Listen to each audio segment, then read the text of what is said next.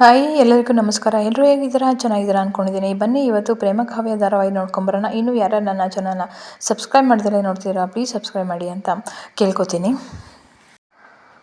ರಾಮ್ಗೆ MLA ಕಡೆಯವರು ಚೆನ್ನಾಗಿ ಹೊಡೆದಿರ್ತಾರೆ. So ಅದರಿಂದ ಪ್ರೇಮ ಅವ್ರನ್ನ ಕಾಪಾಡಿಕೊಂಡು ಮನೆಗೆ ಕರ್ಕೊಬರ್ತಾರೆ. ಅದರಲ್ಲೂ ಕೂಡ ಮಹೇಶ್ ಅವರಿಗೆ ತುಂಬಾ ಸಿಟ್ಟಿರುತ್ತೆ. ನನ್ನ ಮಗನ ಬುಟ್ಟಿಗೆ ಹಾಕೋತಿದ್ದಾಳೆ ಅಂತ. ಇನ್ನೊಂದು ಕಡೆ ಕಿಟ್ಟಿ ಹೇಳ್ತಿರ್ತಾರೆ, ಏನಕ್ಕ ಇದು ಪ್ರೇಮ ಈ ಥರ ಸಿಂಪತಿ ಗಿಟ್ಟಿಸ್ಕೊತಿದ್ದಾಳೆ, ಎಲ್ಲರ ಮನಸ್ಸರು ಗೆಲ್ತಿದ್ದಾಳಲ್ಲ ಅಂತ ಹಾಗೆ ಪೆನ್ ಇಕ್ತಾ ಇರ್ತಾನೆ. ಇನ್ನೊಂದು ಕಡೆ ಕಲ್ಯಾಣಿ, ನಿಮಗೆ ತುಂಬ ದೃಷ್ಟಿಯಾಗಿದೆ, ಬನ್ನಿ ತಡೀರಿ, ನಿಮಗೆ ದೃಷ್ಟಿ ತೆಗ್ದಾಕ್ತೀನಿ ಅಂತ ಹೇಳಿಬಿಟ್ಟು ಹಾಗೆ ಏನೋ ದೃಷ್ಟಿ ತೆಗ್ದಾಕಕ್ಕೆ ತರ್ತಾರೆ. ಎಲ್ಲರ ಕಣ್ಣು ಹೋಗ್ಲಪ್ಪ, ನಿಮ್ಮ ಮೇಲೆ ಯಾವ ಕಣ್ಣು ಕೂಡ ಬೀಳಬಾರ್ದು ಅಂತ ಹೇಳ್ಬಿಟ್ಟು ದೃಷ್ಟಿನ ತೆಗಿತಾರೆ. ಮಹೇಶ್ವರಿ ಸೈಡ್ ಬಿಡು ಅಂತ ಹೇಳಿಬಿಟ್ಟು ಅವಳನ್ನ ತಳ್ಳಿಬಿಟ್ಟು ಹೋಗ್ತಾಳೆ. ಆಗ ರಾಮ್ ಅವ್ರ ತಂಗಿ ಬಂದು, ನೋಡಮ್ಮ ನೀನು ಏನಾದರೂ ಮಾಡಮ್ಮ, ಸೇವೆ ಮಾಡಮ್ಮ ಅಂತ ಹೇಳ್ತಿರ್ತಾರೆ. ನೀನು ನೋಡ್ತಾನೆ ಇದೆಯಲ್ಲ ಅಂತ ಹೇಳ್ತಾರೆ.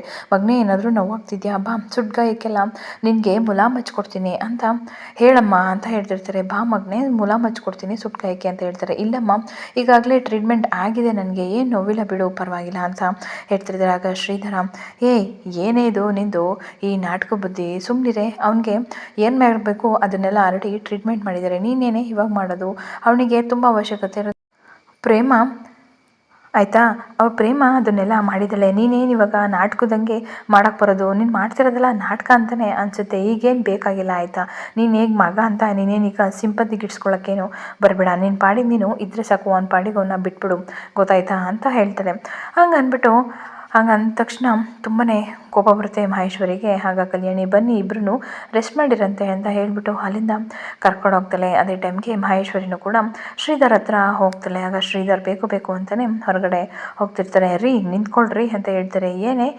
ಏನೇನಿಂದು ಅಂತ ಹೇಳಿದೆ. ಯಾಕೆ ರೀ ಹೋಗ್ತಿದ್ದೀರಾ? ಹೌದು, ಬೇಕು ಅಂತಲೇ ನಾನು ನಿನ್ನಿಂದ ದೂರ ಹೋಗ್ತಿದ್ದೀನಿ. ಏನು ಮಾಡ್ತಿದ್ದೀರಾ ನೀವು ಮಾಡ್ತಿರೋದೆಲ್ಲ ಸರಿನಾ? ನಾನು ಮಾಡ್ತಿರೋದೆಲ್ಲ ಸರಿ. ಏನು ನನ್ನ ಮಗ ಅವನು, ನಾನು 9 ತಿಂಗಳು ಹೊತ್ತು ಸಾಕಿದ್ದೀನಿ, ನಾನು ಅವನಿಗೆ ಸೇವೆ ಮಾಡೋದು ಬೇಡವಾ? ಸೇವೆ ಮಾಡೋದು ಯಾವ ರೀತಿ ಸೇವೆ ಮಾಡ್ತಿದ್ಯಾ? ನೀನು ಮಾಡ್ತಿರೋ ನಾಟಕ ಎಲ್ಲ ನನಗೇನು ಗೊತ್ತಿಲ್ಲ ಅಂದ್ಕೊಂಡಿದ್ಯಾ? ನಾನು ಯಾಕೆ ರೀ ನಾಟಕ ಮಾಡಲಿ, ನಾನು ಎತ್ತ ಮಗುನ ಸೇವೆ ಮಾಡೋಕ್ಕೆ? ನೀನು ಮಾಡ್ತಿರೋದೆಲ್ಲ ಹಂಗೆ ಅಂತ ಅನಿಸುತ್ತೆ, ನಿನ್ನ ಮಾತನ್ನು ನೋಡಿದರೆ ಎಲ್ಲ ಹಂಗೆ ಅನಿಸುತ್ತೆ ಕಣೆ. ಬರೀ ಹುಟ್ಸಿದ್ರೆ ಸಾಕ, ಚಿಕ್ಕದ್ರಿಂದ ಎಲ್ಲೋಗಿದ್ದೆ ಅವ್ನು ಬೆಳೆಸ್ಬೇಕಾರೆ, ಅವನನ್ನು ಬೆಳೆಸಿದಾಗಲಿ ಎಲ್ಲ ಮಾಡಿದ್ದು ಕಲ್ಯಾಣಿ ನಮ್ಮ ಅತ್ತಿಗೆನೇ ಇಲ್ಲ ಅಂದಿದ್ರೆ ಅವ್ನು ಈ ಮಟ್ಟಕ್ಕೆ ಬದುಕೋಕ್ಕಾಗ್ತಿರಲಿಲ್ಲ. ನೀನು ಎಷ್ಟೇ ಎತ್ತಿರ್ಬೋದು, ಆದರೆ ಬೆಳೆಸಿದ್ದು ಕಲ್ಯಾಣಿ ಅತ್ತಿಗೆ. ಹಾಗಾಗಿ ಎಲ್ಲ ವೇಟ್ಸು ಕೂಡ ಅವನಿಗಿದೆ. ಯಾಕ್ರಿ ಹಿಂಗಂತೀರಾ? ಯಾಕೆ ಇಷ್ಟೊಂದು ಹೊಟ್ಟೆ ಹೊರಿಸಿದ್ದೀರಾ ನೀವು? ಮತ್ತು ಪ್ರೇಮ ನಮ್ಗೆ ಎಷ್ಟೆಲ್ಲ ಸಹಾಯ ಮಾಡಿದ್ದಾರೆ, ನನ್ನ ಮಗುನ ಪ್ರಾಣಾಪಾಯದಿಂದ ಪಾರು ಮಾಡ್ಕೊಂಬಂದಿಲ್ಲ ಅಂತಂದೇಳಿ ನೀನು ಎಷ್ಟು ಕೊಂಕು ಮಾತಾಡ್ತೀಯ ನೀನು? ಎತ್ತ ತಾಯಿನ ನೀನು, ನಿಜವಾಗ್ಲೂ ಎತ್ತು ಕಂದಂಗೆ ನೀನು ಒಳ್ಳೆಯದನ್ನು ಬಯಸ್ತೀಯ? ಬರೀ ಯಾವಾಗಲೂ ಅವಳ ಮೇಲೆ ದ್ವೇಷ ಕರ್ಕೊಂಡೇ ಇರ್ತಿರಲ್ಲ. ಏನ್ರಿ ನೀವು ನನ್ನ ಬೈಯೋದೇ ಆಯ್ತಲ್ಲ ಬರೀ. ಮತ್ತು ಇರೋದನ್ನೇ ಹೇಳ್ತಿರೋದು ನಾನು, ಇರೋದನ್ನ ಹೇಳಿದರೆ ನಿನಗೆ ಹಿಂಗೆ ಕಣೆ ಆಗೋದು ಅಂತ ಹೇಳ್ತಿರ್ತಾರೆ. ಅದೇ ಟೈಮ್ಗೆ ಕಲ್ಯಾಣಿ ಬರ್ತಾರೆ. ಶ್ರೀಧರ, ಸುಮ್ಮನಿರು, ನೀನು ಯಾಕೆ ಹೀಗೆ ಮಾತಾಡ್ತಿದ್ಯಾ? ಹಾಗೆಲ್ಲ ಮಾತಾಡೋದು ತಪ್ಪು ಶ್ರೀಧರ, ಆಯಿತಾ? ನಾನು ಆಡಿಸಿರ್ಬೋದು, ಆದರೆ ಅದು ಎತ್ಕರಳು, ಯಾವುದಕ್ಕೂ ಬಿಟ್ಕೊಡಲ್ಲ, ಯಾವುದನ್ನು ಕೆಟ್ಟದನ್ನು ಯಾವತ್ತೂ ಬಯಸಲ್ಲ, ಅವಳೇ ಅರ್ಥ ಮಾಡ್ಕೋತಾಳೆ, ಸುಮ್ಮನಿರು. ಆದರೆ ಮಹೇಶ್ವರಿ, ಒಂದು ತಿಳ್ಕೊ, ಕಾವ್ಯನ ಮೇಲೆ ನೀನು ಯಾವುದೇ ಕಾರಣಕ್ಕೂ ದ್ವೇಷನ ಕಾರಬೇಡ. ಅವಳಂತ ಸೊಸೆ ಸಿಕ್ಕಿರೋದು ನಮ್ಮ ಪುಣ್ಯ, 7 ಜನ್ಮದ ಪುಣ್ಯ ಅಂತ ಹೇಳ್ಬೋದು ಅಂತ ಹೇಳ್ತಾರೆ. ಇನ್ನೊಂದು ಕಡೆ ಕಾವ್ಯ ಅವಳು ಬುಕ್ಸ್ ಬೇಕು ಅಂತ ಹೇಳ್ಬಿಟ್ಟು ಹುಡುಕ್ತಾ ಇರ್ತಾಳೆ. ಎಲ್ಲೋಯ್ತು, ಎಲ್ಲಿಟ್ಟೆ, ಎಲ್ಲೂ ಇಲ್ವಲ್ಲ ಅಂತ ಹಾಗೆ ಹುಡುಕ್ತಾ ಇರ್ತಾಳೆ. ಅದೇ ಟೈಮ್ಗೆ ಒಂದು ಹಲ್ಲಿ ಜೋರಾಗಿ ಅವನ ತಲೆ ಮೇಲೆ ಬಿದ್ದುಬಿಡುತ್ತೆ. ಅವಳಿಗೆ ಹಲ್ಲಿ ಅಂದರೆ ತುಂಬಾ ಭಯ.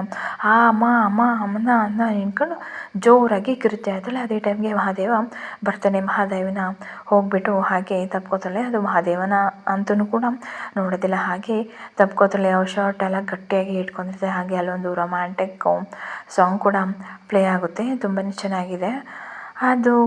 ಮಹಾದೇವ ಹಬ್ಬಕ್ಕೆ ನೋಡ್ತಾನೆ, ಈ ಪಲ್ಲಿ ಬಂದ್ರಿಂದನೇ ಇವಳು ನಾನು ಬಂದು ತಂದ್ಕೊಂಡಿದ್ದಾಳೆ, ಅಬ್ಬಾ ಏನು ಮಿರಾಕಲಪ್ಪ ಅಂತ ಹಾಗೆ ಮನಸ್ಸಲ್ಲಿ ಅನ್ಕೋತಿರ್ತಾಳೆ. ಅವನಿಗೂ ಕೂಡ ಹಾಗೆ ಒಂದು ಚಿಕ್ಕ ಪ್ರೀತಿ ಅವ್ನ ಮನಸ್ಸಲ್ಲಿ ಕೂಡ ಓಡ್ತಾ ಇರುತ್ತೆ. ಹಾಗೆ ಇಬ್ಬರಿಗೊಬ್ರು ಕಣ್ಸನೇಲಿ ಹಾಗೆ ನೋಡ್ಕೊತಿರ್ತಾಳೆ. ಏನಿದು, ನಾನು ಎದೆ ಢವ ಢವ ಢವ ಅಂತ ಹೊಡ್ಕೊತಿದ್ಯಲ್ಲ, ಪ್ರೀತಿ ಮುನ್ಸೂಚನೆನಾ? ಅದಕ್ಕೆ ಹಿಂಗೆ ಎದೆ ಢವ ಢವ ಅಂತ ಹೊಡ್ಕೊತಿದ್ದೆ. ಅಲ್ಲಿ ನೀನು ಯಾವಾಗಲೂ ಆರೋಗ್ಯ ಆಯಸ್ಸು ಕೊಟ್ಟು ನಿನಗೆ ದೇವ್ರು ಕಾಪಾಡಲಪ್ಪ ಅಂತ ಅನ್ಕೋತಿರ್ತಾನೆ. ಇನ್ನೊಂದು ಕಡೆ ಕಲ್ಯಾಣಿ, ಯಾಕೆ ಅರ್ಥ ಮಾಡ್ಕೊತಿಲ್ಲ ಮಹೇಶ್ವರಿ, ನೀನು ಕಾವ್ಯ ಪ್ರೇಮನ ಬಗ್ಗೆ ನಿನ್ನ ಥರ ತಪ್ಪು ತಿಳ್ಕೊಬೇಡ ಆಯಿತಾ. ಅವಳು ನಿಂಗೇನು ಮಾಡಿಲ್ಲ. ಇಲ್ಲ, ನಾನು ಯಾವತ್ತೂ ಅವಳನ್ನ ನಾನು ಸೊಸೆ ಅಂತ ಒಪ್ಪಲ್ಲ. ಅವಳ ಮುಖ ಬಂಡವಾಳ ಎಲ್ಲ ಬಯಲಾಗುತ್ತಲ್ಲ, ಅವತ್ತು ನಿಮಗೆ ಗೊತ್ತಾಗುತ್ತೆ ಅವಳು ಎಂಥಳು ಅಂತ. ಅವತ್ತು ನಿಮಗೆಲ್ಲ ನಾನು ತೋರಿಸ್ತೀನಿ. ಅವಳನ್ನ ಒದ್ದು ಮನೆಯಿಂದ ಆಚೆ ಕಳಿಸ್ತೀನಿ. ಮೋಸದಿಂದ ಮದುವೆ ಆಗಿರೋದು ನಿಮ್ಗೆ ಯಾರಿಗೂ ಕಾಣಿಸ್ತಿಲ್ವಾ? ನಂಗೆ ಹೊಟ್ಟೆ ಉರಿತಿಲ್ವಾ? ಹಾಂ, ಬೇಕು ಅಂತಲೇ ಇದಿಷ್ಟೆಲ್ಲ ಮಾಡಿ ಕುತಂತ್ರ ಮಾಡಿ ಮದುವೆ ಆಗಿದ್ದಾಳೆ. ನಾನು ಯಾವತ್ತೂ ಕೂಡ ಅವಳನ್ನ ಸೊಸೆ ಅಂತ ನಾನು ಒಪ್ಕೊಳ್ಳಲ್ಲ. ಅವಳು ಬಣ್ಣ ಬಯಲು ಮಾಡೇ ಮಾಡ್ತೀನಿ, ಈ ಮನೆಯಿಂದ ಆಚೆ ಕಳಿಸ್ತೀನಿ. ನಿಮ್ಮಗಳ ಮಾತು ಯಾರನ್ನೂ ಕೂಡ ನಾನು ಕೇಳಲ್ಲ ಅಂತ ಹೇಳ್ಬಿಟ್ಟು ಸಿಟ್ಟಲ್ಲಿ ಹೊರಟೋಗ್ತಾಳೆ. ನೋಡಿ ಅದಕ್ಕೆ ಅವಳಿಗೆ ಹೇಳಕ್ಕೆ ಹೋಗೋದು ಬೇಡ ಅಂತ ಅನ್ನೋದು. ನೀವು ಸುಮ್ಮನೆ ಇರಿ. ಅವಳು ಯಾವತ್ತಿದ್ರೂ ನಾಯಿ ಬಲ ಡೊಂಕೆನೆ. ಅದಕ್ಕೆ ಎಷ್ಟೇ ಹೇಳಿದ್ರು ಅರ್ಥ ಆಗಲ್ಲ. ಅದಕ್ಕೆ ಸುಮ್ಮನಿರಿ.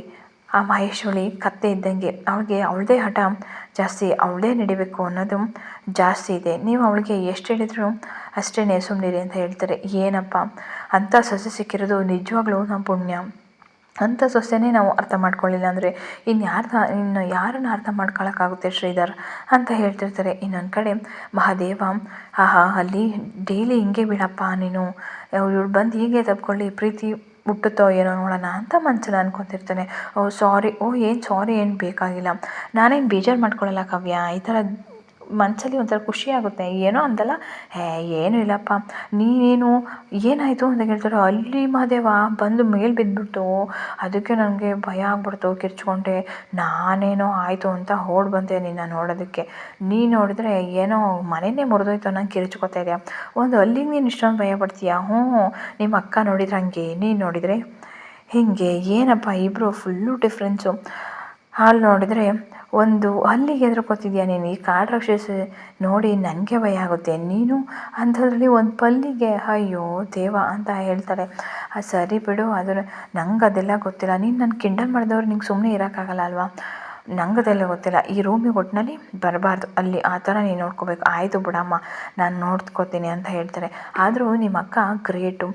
ಸಾಯ್ತಿದ್ದಂತಹ ನನ್ನ ತಮ್ಮನ ಉರಿತಿದ್ದಂಥ ಬೆಂಕಿಲಿ ಹಾರಿದ್ಲಲ್ಲ ಅಂತ ಹೇಳ್ತಿರ್ತಾರೆ. ಆಗ ಅಯ್ಯೋ ಪಲ್ಲಿ ಪಲ್ಲಿ ಪಲ್ಲಿ ಅಂತ ಹೇಳ್ತಾರೆ. ಎಲ್ಲಿ ಅಂತ ಹೇಳ್ಬಿಟ್ಟು ಇಡೀ ರೂಮ್ ಫುಲ್ಲು ಓಡಾಡ್ತಿರ್ತಾರೆ.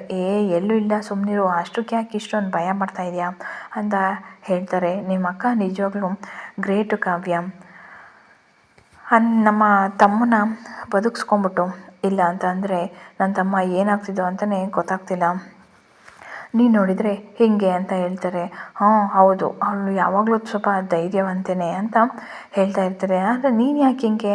ನನಗೆ ಅವೆಲ್ಲ ಅಭ್ಯಾಸ ಇಲ್ವಲ್ಲ, ಹಾಗಾಗಿ ನಂಗೆ ಸ್ವಲ್ಪ ಅದರಿಂದ ದೂರ ಅಷ್ಟೇ. ಬಟ್ ಆದರೂ ನೀನು ಇಷ್ಟೊಂದು ಭಯ ಪಡಬಾರ್ದು ಕಾವ್ಯ. ಬರೀ ಒಂದು ಹಲ್ಲಿಗೆಲ್ಲ ನೀನು ಇಷ್ಟೊಂದು ಭಯ ಪಡ್ತೀಯಲ್ಲ. ನಿಮ್ಮ ಅಕ್ಕ ನೋಡು ನಿಜವಾಗ್ಲೂ ಗ್ರೇಟ್, ಅವಳಿಗೆ ಕೈ ಎತ್ತಿ ಹೋಗಿಬೇಕು ಅಂತ ಇರ್ತಾನೆ. ಇನ್ನೊಂದು ಕಡೆ ರಾಮ್ ಅವನ ಲ್ಯಾಪ್ಟಾಪಲ್ಲಿ ನ್ಯೂಸ್ನ ನೋಡ್ತಿರ್ತಾನೆ. ಯಾವ ನ್ಯೂಸ್ ನೋಡಿದ್ರು ಕೂಡ ಅವನ ಬಗ್ಗೆನೇ ಬರ್ತಿರುತ್ತೆ. ಈ ಥರ ಡಾಕ್ಟ್ರು ಒಬ್ಬರು ಕೋಮಾಗೆ ತಳ್ಳಿದ್ದಾರೆ ಅಂತ ಅದನ್ನೆಲ್ಲ ನ್ಯೂಸ್ ಬರ್ತಿರುತ್ತೆ.